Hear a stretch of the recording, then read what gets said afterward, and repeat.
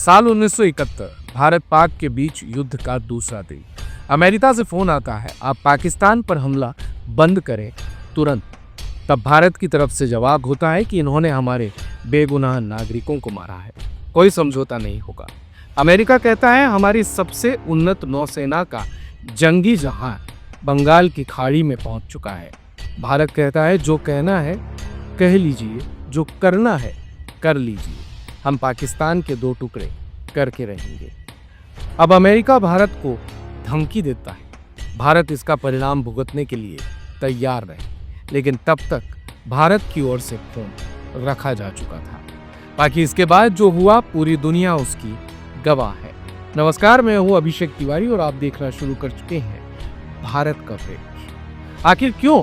कल शाम cease fire की खबर के बाद से ही इंदिरा गांधी हैशटैग ट्रेंड करने लगा और इतना ट्रेंड करने लगा कि तुलना होने लगी वर्तमान प्रधानमंत्री नरेंद्र मोदी और पूर्व प्रधानमंत्री दिवंगत प्रधानमंत्री इंदिरा गांधी के बीच में। दरअसल पहलगाम आतंकी हमले के बाद ऑपरेशन सिंदूर के जरिए देश की सेना ने जो पराक्रम दिखाया, उसके बाद से ही प्रधानमंत्री मोदी की फैसले की प्रशंसा चारों तरफ हो रही थी। लेकिन भारत की जनता के दिल को जितना जीता गया था, ट्रंप द्वारा की गई सीज फायर की घोषणा के बाद इंदिरा गांधी को याद करते हुए लोग सवाल भी पूछने लगे कि क्या भारत के फैसले अमेरिका लेता है। इस बीच कांग्रेस की भी तरफ से ट्वीट आ गया। कांग्रेस नेता पवन खेड़ा ने इंदिरा गांधी के कुछ फोटोज को शेयर करते हुए लिखा कि भारत आज इंदिरा को याद करता है। खैर, ये तो राजनीति है जो दोनों तरफ से चलती रहेगी, लेकिन हम आज आपको ये बताने आए हैं कि आखिर 1971 में ऐसा क्या हुआ था कि साल 2025 में ट्विटर पर हैशटैग इंदिरा गांधी ट्रेंड करने लगा। दरअसल इंदिरा गांधी अपने कड़े फैसलों के लिए जानी जाती थी। वो 1971 का ही युद्ध था जिसने उपमहाद्वीप का इतिहास की नहीं बल्कि भूगोल भी बदल कर रख दिया था। पूरी दुनिया ने उनके फैसले का लोहा माना था।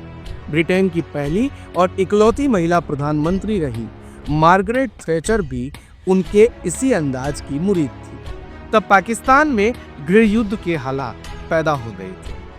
पूर्वी पाकिस्तान यानी बांग्लादेश आजादी की मांग कर रहा था, जिसे लेकर विद्रोह छिड़ गया।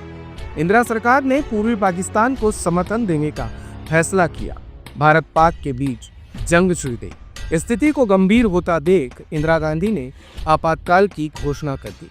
उन्होंने कहा था कि हम लंबे समय तक शक्ति और बलिदान के लिए तैयार रहना चाहिए और इसके बाद महज 11 दिनों के भीतर ही पाकिस्तान ने भारत के सामने घुटने टेक दिए थे। इसके बाद भारत ने स्वतंत्र राष्ट्र के रूप में बांग्लादेश को मान्यता दे दी। इस युद्ध के दौरान भारत को अमेरिका ने भी कड़ा परिणाम भुगतने की धमकी दी थी, लेकिन इसके बाद भी इंदिरा न तो रुकी और न ही झुकी और 93,000 पाकिस्तानी सैनिकों के समर्पण के बाद बना नया देश बांग्लादेश। देखते रहिए भारत को।